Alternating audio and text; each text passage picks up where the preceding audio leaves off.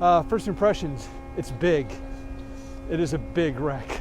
I wasn't fully ready for just how large it was. And when it came up on sonar, it really stood out.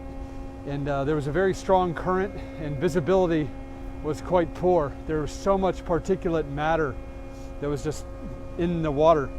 And we have relatively small viewports because it's a full ocean depth submersible.